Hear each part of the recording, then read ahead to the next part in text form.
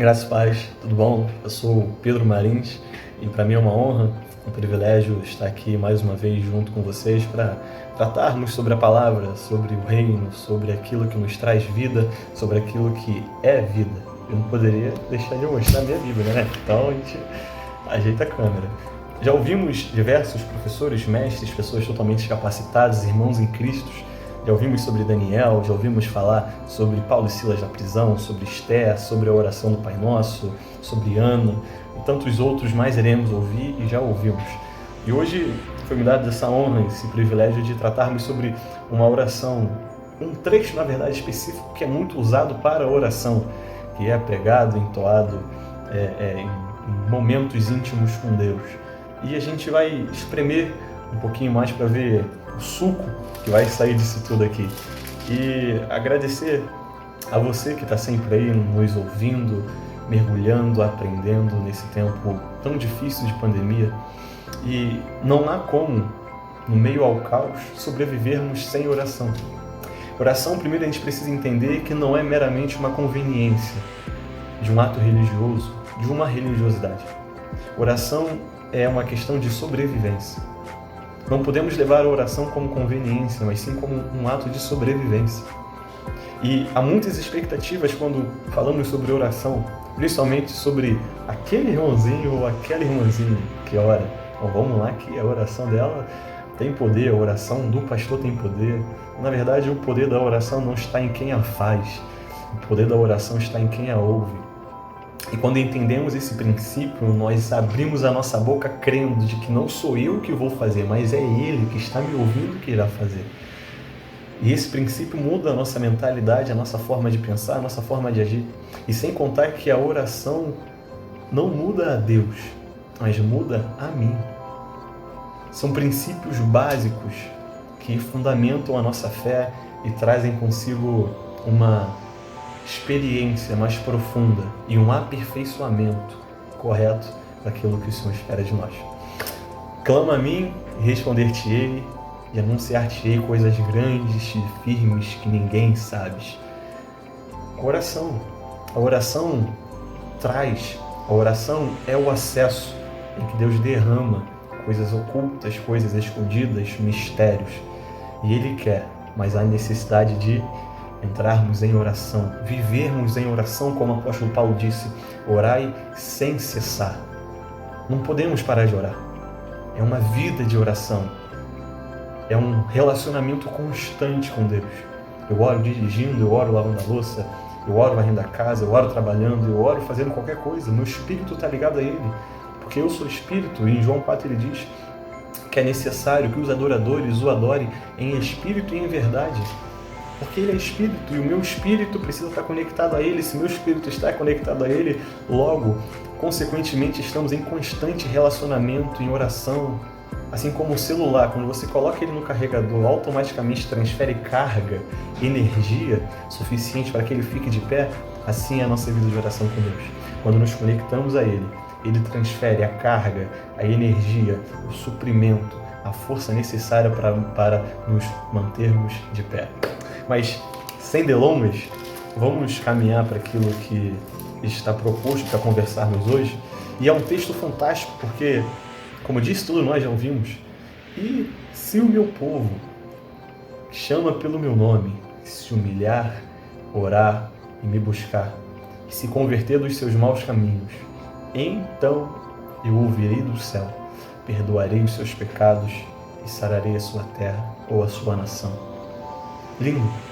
Mas vamos entender o contexto.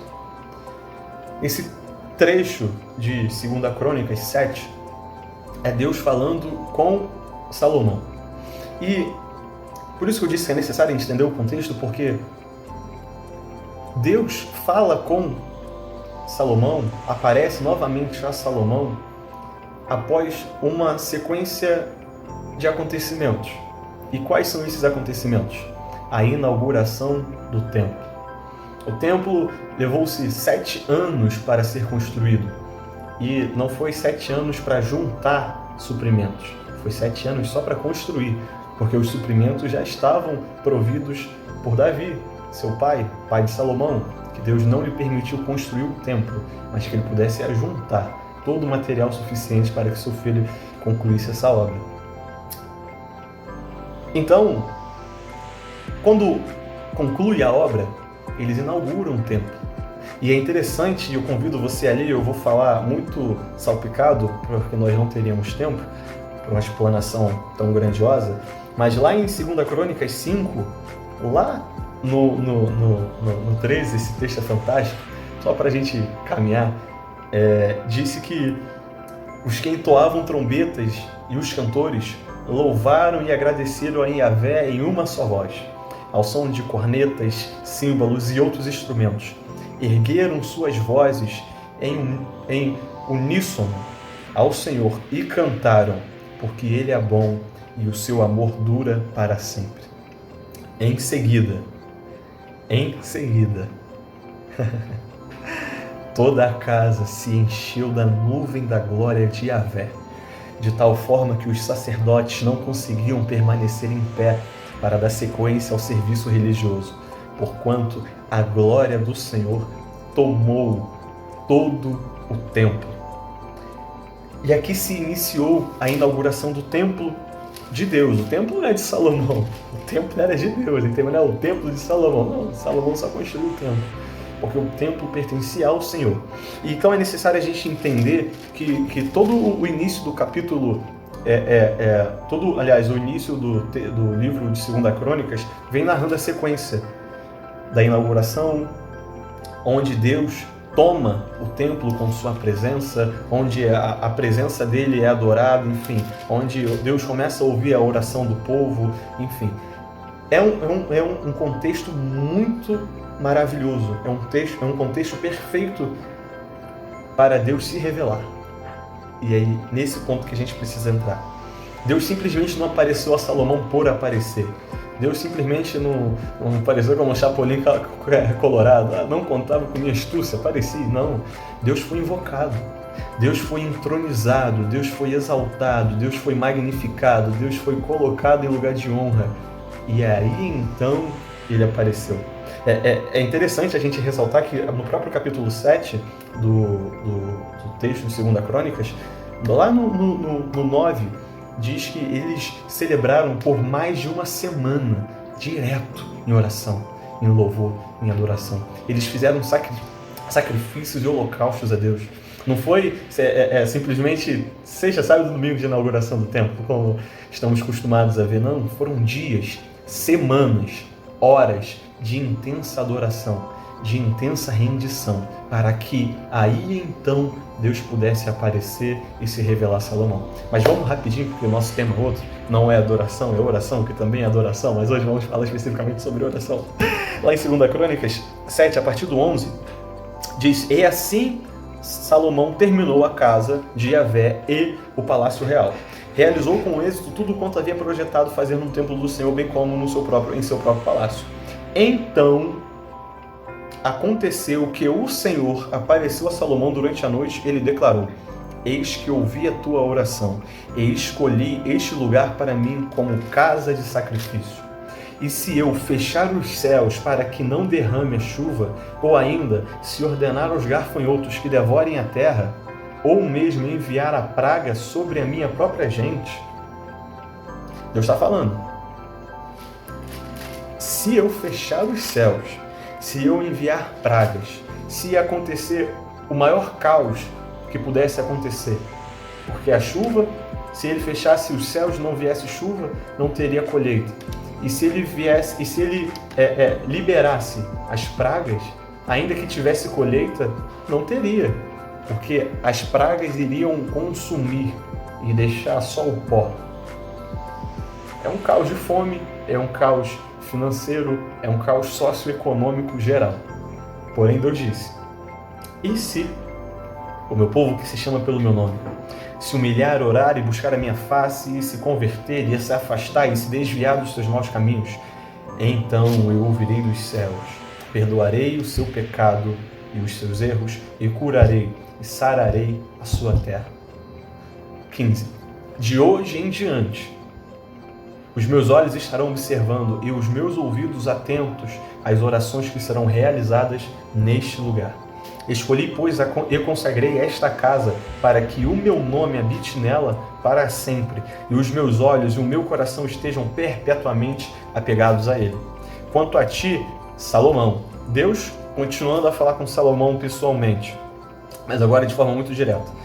Se caminhares diante de mim, como fez Davi teu pai, e se agires conforme tudo quanto te ordeno, e se obedeceres os meus mandamentos e as minhas normas, então consolidarei o teu trono real, do mesmo modo que prometi e me comprometi com teu pai Davi, quando afirmei, jamais te faltará descendência, um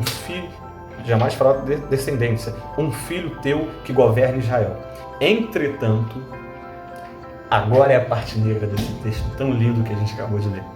Entretanto, se vós desviardes e abandonardes os meus estatutos e as minhas orientações que vos entreguei, e passardes a reivindicar e cultuar outros deuses para adorardes, pronto. Então expulsarei da minha terra, vos expulsarei, que eu vos outorguei, e lançarei da minha presença esta casa que consagrei ao meu nome. Reduzirei esse templo à condição de objeto de zombaria entre todos os povos. Terror isso daqui. Deus está falando que o próprio templo que foi feito para ele, que ele fez questão de consagrar em nome dele, ele reduziria aquilo tudo a objeto de zombaria. Assim, todos que passarem por esta casa, agora imponente e majestosa, ficarão perplexos e assustados, e se questionarão por que Yahvé tratou com tamanha severidade esse país e esse templo. E a explicação que será ouvida é porque desprezaram Yahvé, o Senhor, Deus dos seus descendentes, dos teus antepassados, que os libertou do Egito, e se apegaram a outras divindades, adoraram, ofereceram-lhe culto, e por isso trouxe sobre eles toda essa desgraça. Esse texto ele é muito lindo, mas é muito forte.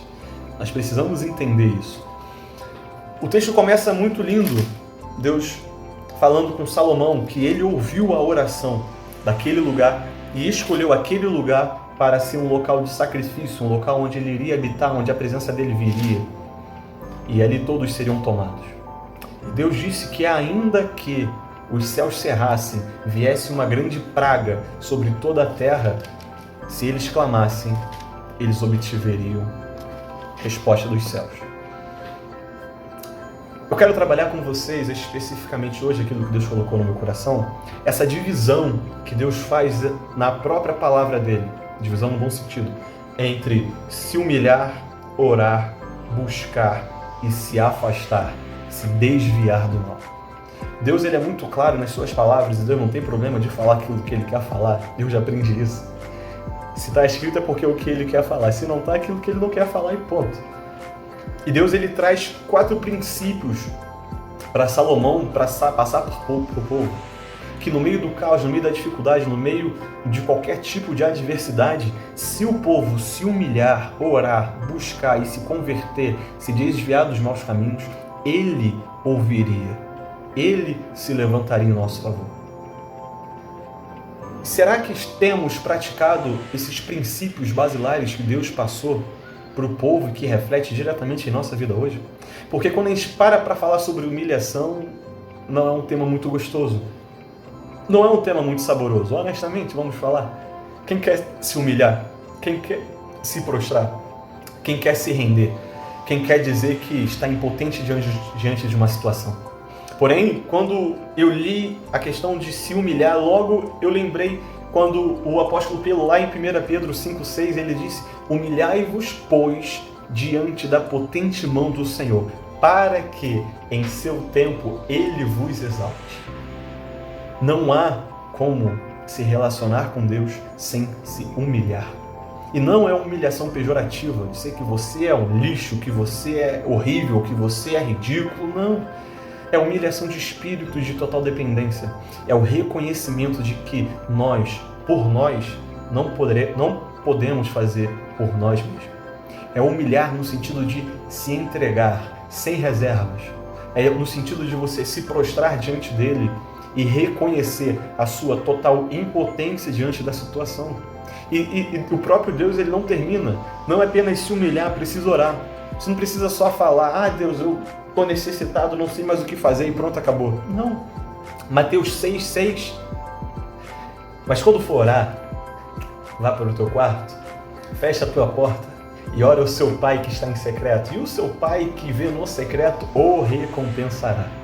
Eu aprendi há muito tempo que toda oração gera uma recompensa. Ele mesmo disse, entra no teu quarto, fecha a tua porta, o Pai que te vê te recompensará. E eu aprendi algo nesse texto de Mateus 6,6, de que quando eu entro no meu quarto, de uma forma simbólica, pode ser dentro do seu carro, pode ser em um monte, como a gente gosta de ir lá, a galera dos jovens, taca fogo lá naquele monte. Se Jesus gostava de ir no monte, por que a gente não vai gostar? Seja no banheiro, na sua cozinha, independente de onde você for entrar ou de onde você estiver. Mas quando você entrar e quando você fechar a sua porta, no sentido de não apenas a sua porta física ali, mas desligar o seu celular, desligar a sua mente, fechar todas as brechas que possa confundir a sua oração, desvirtuar a sua atenção e tirar o seu foco. Quando você fizer isso, o Pai que te vê em secreto, Ele te recompensará. Oração tem recompensa. Por mais que todas as vezes que falamos sobre recompensa, sobre referente a Deus, sobre nós, fique em um tom mercenário, interesseiro, aquela coisa horrível, mas é a própria palavra dele. Toda oração tem recompensa e eu achei muito interessante o Pai que te vê e não o Pai que te ouve. Por que ele está muito mais interessado em te ver e não te ouvir? E a gente vai lá para o salmista, ele diz que antes que haja palavra em nossa boca, ele já conhece. Ele sonda e esquadrinha o nosso coração, ele sabe do nosso deitar e do nosso levantar, ele sabe o que nós pensamos e o que já iremos falar. Ele está interessado em nos ouvir, só que ele está muito mais interessado em nos ver, em situação onde nos prostramos, nos rendemos e nos humilhamos diante dele. Deus está muito interessado em nos ver, ele quer passar os seus olhos sobre toda a terra e nos ver prostrado, em rendição de alma, de espírito e, se for possível, corpórea, porque ele sabe que quando entramos no nível de oração mais profundo, nós descobrimos tesouros e riquezas escondidos nele. Mas não para só na oração, é necessário buscar. Não é você acabou, orei, fecha minha porta. Não. É lindo quando Mateus 6,33 diz, buscai primeiro o quê? O reino de Deus é a sua justiça, e todas as demais coisas lhe serão acrescentadas. Todas estas demais coisas, eu te desafio a ler Mateus 6 para tu entender quais são estas demais coisas. São suprimentos, são coisas básicas para a vivência do ser humano, e Deus quer nos suprir não só com o básico, como muito além do básico, mas é necessário primeiro buscarmos o reino, a presença, a sua forma de pensar. Porque todas as vezes em que nos relacionamos com Deus, nós não temos a possibilidade de mudar. Logo, só Ele pode nos mudar. Se eu não posso mudar a Deus através da oração, Ele me muda. E quando Ele muda o meu ser, as minhas palavras, as minhas atitudes e a minha forma de pensar. Há uma metamorfose. Por isso que o apóstolo Paulo disse, não vos conformeis com este mundo, mas transformai através da renovação, da transformação do vosso entendimento. Então, toda a busca diante de Deus, toda a rendição, toda a humilhação, toda a oração e toda a adoração traz consigo uma transformação que é necessário para acessarmos e termos a real dimensão do reino dele. Clama a mim, lindo. Se humilha, lindo. Clama, ora, lindo. Busca a minha face. Busca primeiro o meu reino. Interessante que aqui é Deus falando com Salomão. Mais de 1010, 1015, 1020 anos antes de Jesus, em Mateus 6,33, dizer, buscai primeiro o reino de Deus e a sua justiça. A Bíblia se completa. O Antigo e Novo Testamento é um compilado das palavras de um só. Deus, através do seu Espírito Santo, revelando ao coração dos homens, ou até mesmo aos seus próprios ouvidos. E não para só por aí, não é apenas buscar, é se desviar dos maus caminhos, é se afastar dos maus caminhos. E 1 Pedro 3,11 disse, afastem-se do mal e faça o bem, busque a paz e preze, e sempre viva em perseverança. Não basta apenas eu orar, eu me humilhar, eu buscar. Eu preciso me desviar do mal. Porque é interessante quando a gente para pensar sobre Jó, quando o diabo, depois de passear e rodear sobre toda a terra, vai diante de Deus, Deus todo bobo disse: "Fiz meu servo Jó íntegro, reto e que se desvia do mal." Não basta apenas sermos boas pessoas, termos uma oração eloquente, fazermos jejum e oração, tudo isso é princípio básico. Mas a necessidade de nos desviarmos do mal é essencial. E o que é desviar? É contornar, dar a volta. Porque na maioria das vezes nós não apenas não queremos desviar, mas passar pelo mal. Eu sei que naquela rua ali está acontecendo isso. E eu sei que aquilo é uma tentação para mim. Mas eu podendo ir passar pela outra rua, eu vou passar no meio dela, que Deus vai me dar livramento. Se Ele disse, desvie-se do mal, desvia-se das conversas tolas, promíscuas, você não precisa partilhar delas. Desvia-se da roda dos escarnecedores, desvia de tudo aquilo que possa trazer, não só apenas tentação, mas a possibilidade de você fraquejar na fé. É uma resistência, onde nós não devemos mais nos sustentar em vencer ou querermos ser super-homens, mas é uma consciência de, se for possível, nem permitir que a tentação chegue, porque muito antes eu vou me precaver, eu vou me prevenir, eu vou desviar dela. São princípios que Deus disse. Se humilhar, orar, buscar e se desviar, se afastar, se converter dos seus maus caminhos. São princípios básicos para que aí então Ele possa ouvir dos céus a nossa oração. Será que não está faltando hoje isso que Deus disse a Salomão? A nossa igreja brasileira, a nossa igreja quanto PIBVP, a nossa casa quanto igreja, a minha vida quanto templo do Senhor, cumprir esses 4 requisitos dentre tantos outros que existem. Podemos citar o jejum também, fechar essa mão, oração, jejum, humilhação, a busca incessante e o desviar-se do mal. Deus, Ele é o mais interessado em que nos acheguemos a Ele. Por isso que Ele disse através do seu grande profeta Tiago: achegai-vos a Deus e Ele se achegará a vós.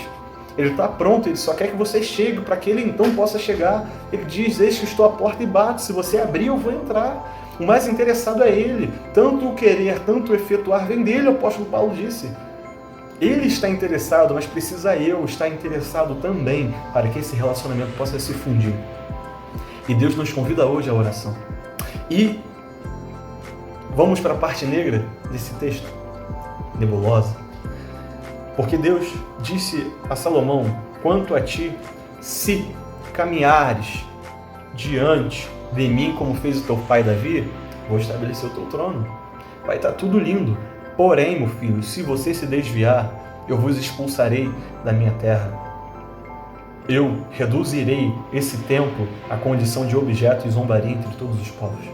E assim que todos passarem por ele, por essa casa agora imponente e majestosa, ficarão perplexos e assustados e questionarão por que Yahvé tratou com tamanha severidade esse templo e esse país. E a explicação que se ouvirá será: porque eles desprezaram em Yahvé, o Senhor, o teu Deus. Nós estamos hoje na iminência da inauguração do nosso templo, nosso novo templo, lindo, grande, com bastante espaço. Teremos um novo espaço embaixo, onde estamos cultuando, enfim. Será um tempo perfeito, será um tempo de glória, será um tempo maravilhoso, em que estamos prestes a viver agora, a partir de maio, em nome de Jesus. Mas eu preciso dar uma notícia: Deus não está nem um pouco interessado nele. Deus quer? Quer. Mas Ele está muito mais interessado em mim e em você. É necessário aquele templo, sim, para termos mais espaço, para termos acomodações melhores. Não quer dizer que a presença dele vai ser o maior, ou melhor, ou menor, ou pior. Não. Deus não usa esse termômetro. O termômetro dele somos nós. Porque se sairmos daquela igreja, Deus vai junto com a gente. Deus não fica lá com aquelas cadeiras vazias, se adorando, se exaltando. Não, Ele não precisa. A adoração tem que partir de mim, não simplesmente do templo. As pedras não podem falar, a areia não pode falar, o tijolo não pode falar e nem adorar. Nós podemos e nós devemos adorar. E Deus faz essa ressalva a esse povo: se vocês desprezarem a mim, eu vou reduzir este templo agora majestoso a objeto de zombaria.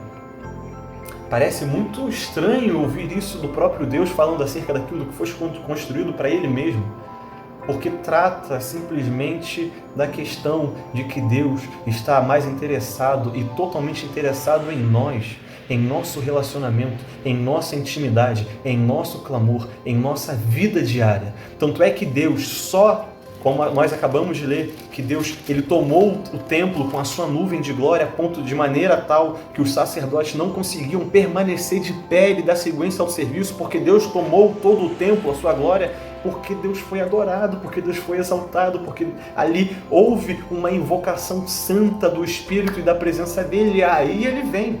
Mas se não tiver isso, o que ele faz? Ele se aparta, ele sai. E não só sai, ele faz aquilo que um dia fizeram para ele e que hoje não é mais para ele, se tornar objeto de zombaria e escárnio. É a palavra dele, meus queridos.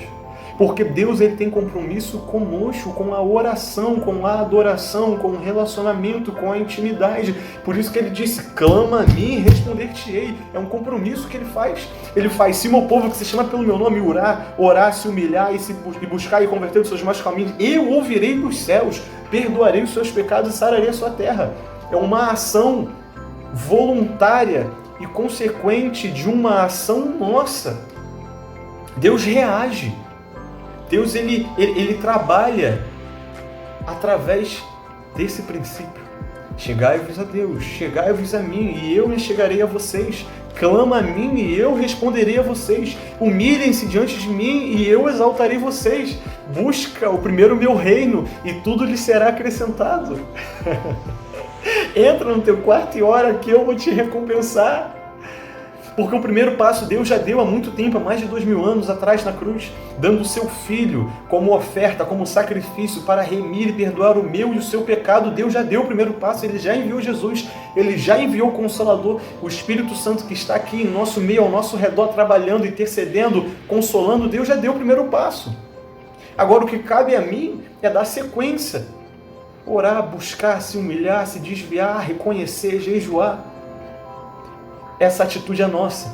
E eu acho lindo quando o profeta Isaías, lá em Isaías 51:1, ele diz que o Senhor, as mãos dele não está encolhida de poça que não possa nos abençoar, nos salvar, nos socorrer, e nem o seu ouvido agravado de forma que não possa ouvir. Ele está pronto. Ele está a posto.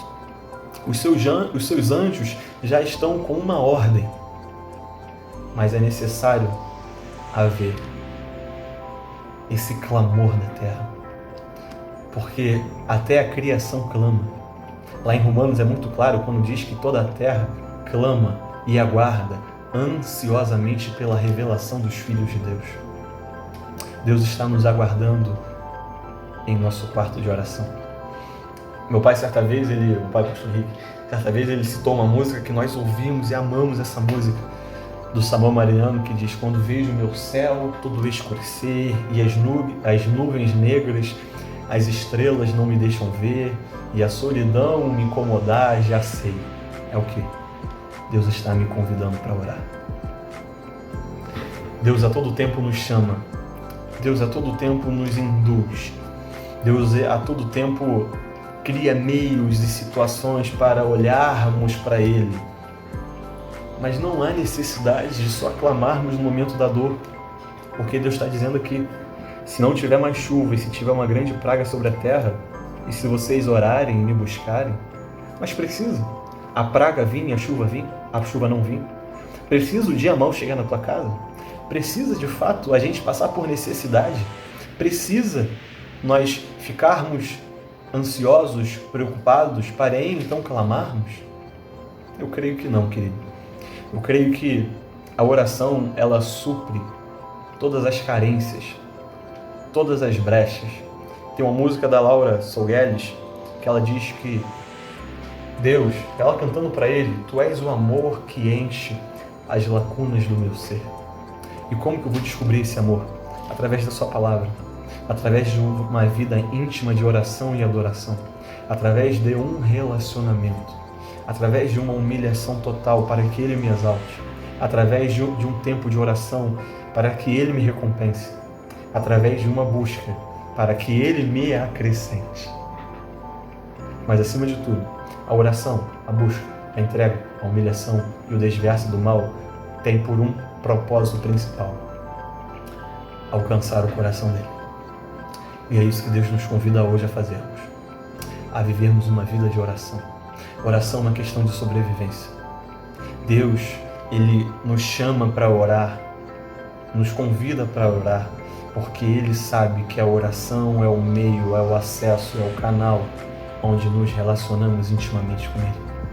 Nós pegamos o nosso telefone e atendemos uma ligação e ali conversamos com a pessoa, ficamos teclando com ela, ali estamos nos relacionando, falando dos nossos sentimentos, falando das nossas preocupações, falando que as amamos, enfim. E por que com Deus nós não fazemos isso, queridos? Essa semana eu tive a experiência de estar conversando com uma pessoa que ela tinha tentado suicídio. Ela voltou do hospital, ela me ligou, enfim, conversamos, tivemos uma longa conversa. Eu parei e perguntei para ela: quanto tempo você passa conversando no telefone com alguém que você ama? Com um namorado, com uma amiga? Quanto tempo você passa dizendo coisas que de fato são importantes? E com Deus? Quanto tempo você passa em oração? Quanto tempo você passa em rendição? Porque nós criamos um mecanismo muito errado de que devemos orar e simplesmente pedir e pedir e pedir. Não. É orar. E quantas vezes você já fez isso? Quantas vezes eu preciso mais fazer? De entrar no meu quarto, me ajoelhar, botar um louvor e adorá-lo. Dizer quem Ele é, o que Ele é, o que Ele já fez por mim. Clamar em adoração, chorar, debulhar na presença dEle. Meu querido, não tem coisa mais maravilhosa e gostosa. Coisas que só uma oração profunda com Deus pode nos proporcionar. É um sentimento de paz, é um sentimento de alívio, é um sentimento de acolhimento, é um sentimento de amor que Deus está te convidando para ter. Como que você pode falar: eu não sou feliz, eu estou triste, eu estou assim, eu estou assado, eu estou cheio de problema, ninguém me ajuda, se os teus joelhos não estão dobrados, se a tua mão não está cerrada em oração, se os teus olhos não estão cerrados em oração, se a tua boca não está aberta em oração? É difícil. É difícil.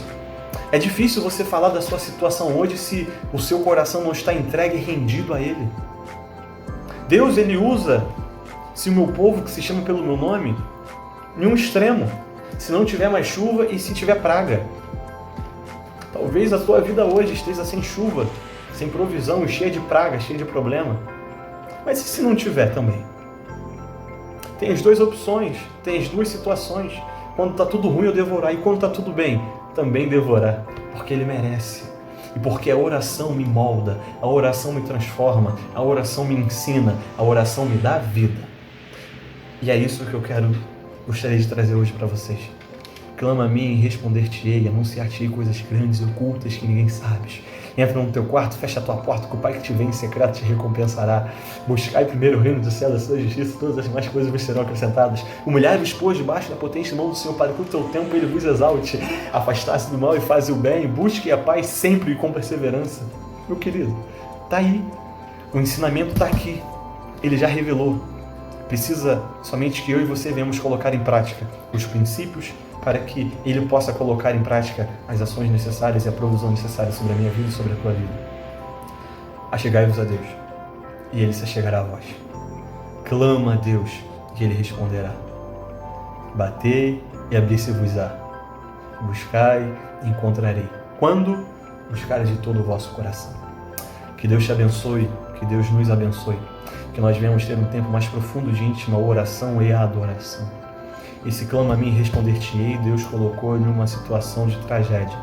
Mas que não venhamos esperar a tragédia chegar, mas que venhamos a partir de agora, seja na mudança, seja na escassez, seja no muito, seja na falta, vivermos essa vida prática de oração. Porque na maioria das vezes queremos trabalhar para o Rei, sem nos assentarmos na mesa do Rei. Deus, Ele não está preocupado em trabalho, Ele está preocupado em relacionamento e comunhão. Que não venhamos apenas trabalhar para Ele, mas que venhamos nos assentar na mesa junto com Ele. Porque trabalhar é mole, você serve ali, quer, toma, quer, tá servido. Agora, quando a gente senta na mesa, precisa de diálogo, precisa de palavras, precisa de um tempo de qualidade. E nesse tempo de qualidade você expõe de fato quem você é. E por isso que Deus nos chama para a oração. Sem oração, sem serviço. Sem adoração, sem serviço. Não ouse trabalhar para o rei sem primeiro se assentar na mesa dele. Ele está muito mais interessado em que você se assente do que você trabalhe. Ele quer o trabalho, mas primeiro com a oração, a adoração, com uma vida de rendição. O exemplo de Marta e Maria. Uma trabalhou demais e outra se assentou, se humilhou, se prostrou e o adorou. Qual foi aceita? A que se prostrou e não a que estava ensandecidamente trabalhando. Novamente, Deus quer o nosso trabalho, mas primeiro Ele quer o nosso coração, a nossa adoração e a nossa oração. Fica essa palavra, que Deus possa te abençoar e me abençoar. Essa palavra foi, na verdade, mais um desabafo daquilo que Deus tem falado comigo, que Ele tem procurado em mim, alertado a mim, e que isso possa servir também para você, para que a cada dia mais venhamos trilhar caminhos mais altos, caminhos mais profundos, um caminho de maior relacionamento. Lembrando que Deus só apareceu a Salomão porque primeiro ele foi invocado e adorado na inauguração do templo. Houveram sacrifícios, houveram incensos, houveram louvores, houve adoração e oração. Como que você quer que Deus apareça e eu fale com você se os teus joelhos não estão prostrados, se a tua Bíblia não está aberta e se o teu canal de relacionamento, que é a oração, está interrompido? É um desafio, é um convite para você deixar de ser admirador, telespectador, para ser um experimentador de milagres e de coisas profundas que estão nele, livres, dispostas, acessíveis a nós, por meio da oração. Fica com Deus, receba essa palavra em seu espírito e que Deus possa continuar a trabalhar isso em seu coração. Em nome do Senhor Jesus. Amém.